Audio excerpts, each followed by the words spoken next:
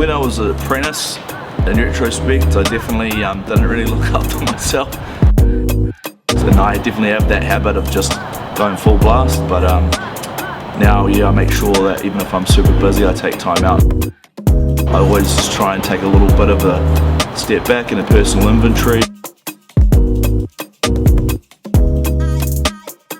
Yeah, so my name's Ben, I work for Fletcher Living for the central team here.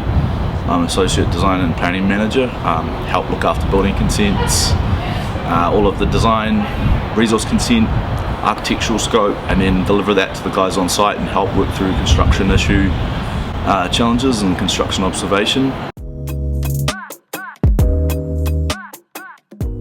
The team's awesome, heaps of people from varied backgrounds like myself. Not everyone's just from uni to a job or straight from the trades to a job. People come with all different talents and skills and backgrounds, and we've got like a team of about 40 of us, and it's a real vibrant team, and yeah, great culture. When I was an apprentice, in retrospect, I definitely didn't really look after myself. Yeah, diet wasn't very good. Sleep habits weren't that good. Now in my role I have now, it's like quite high stress, probably equally as stressful as a trades job. It's not quite as physical, but I definitely have that habit of just going full blast. But now, yeah, I make sure that even if I'm super busy, I take time out to eat well, and recognising when you need to step back and not just keep going full blast.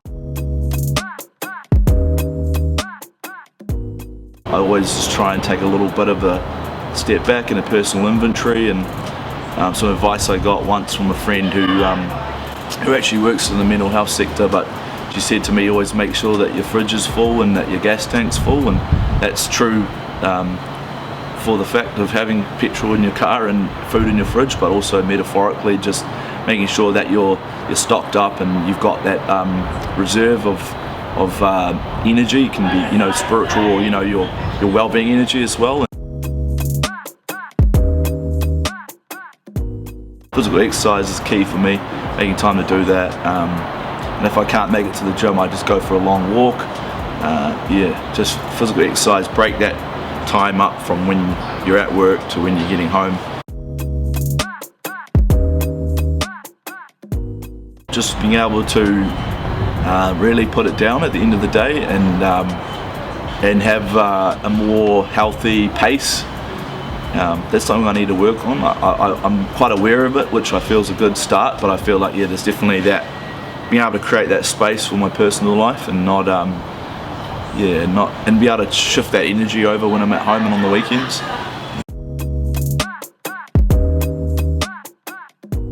I'm lucky to have some friends that I've known since primary school, really. 2 or 3 of my closest mates I've known for, you know, most of my life, so I'm really grateful to have those people in my life. And yeah, it's the older you get, the more you realise these connections you have, especially with mates that have seen you through the years, like through your teenage years and all the ups and downs, and still being there. And that's, yeah, I've just got a lot of gratitude now for that. If you've got a supportive boss, or, you know, a supportive team, and be able just to talk to them and just communicate your workload and let people know, like anything, just be able to say, hey, look, this is where I'm at, good and bad. And I think that's really important, just to be able to keep that balance.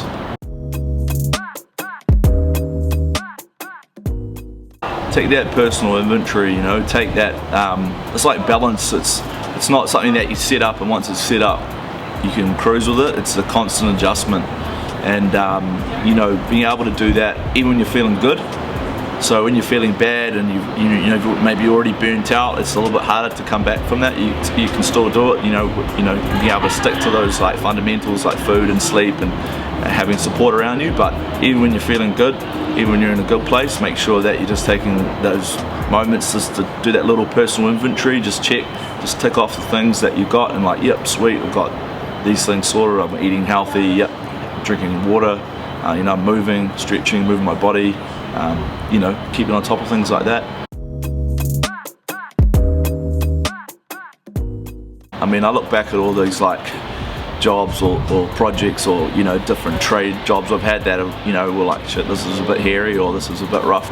I think yeah, silver lining to all that stuff is that, you know, you build resilience and you kind of figure out your parameters of where you're at, you know. And as a culture, I think the construction industry is getting better, definitely. I mean, I've been in it for like 20 years, working in the construction industry in all sorts of scopes, you know.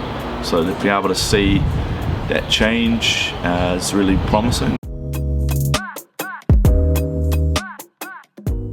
Mental health is like super important, and I think the trades is particularly high pressure, high stress jobs. So any, you know, I think, yeah, self-awareness and, you know, grace. I think giving yourself grace is really important. Like giving yourself like, hey man, it's okay. Like just give yourself a pat on the back. Like if you make mistakes or, you know, you don't feel like you've performed at what you set out to do, and it's, you know, you're only human at the end of the day. You just got to give yourself some self-love and grace and not be too hard on yourself.